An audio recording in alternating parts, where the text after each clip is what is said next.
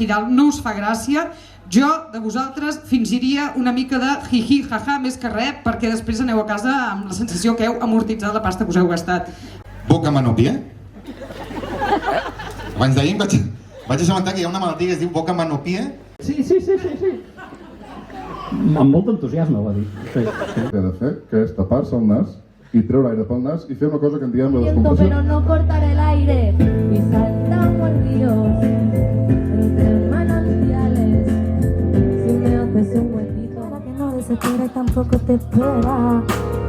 Lento es la mente, el movimiento que debe caer y escapar esta vez. Si supiera que resucitar no es de domingo sino de lunes y volver a empezar a romperme la cabeza pensando en ti nada más.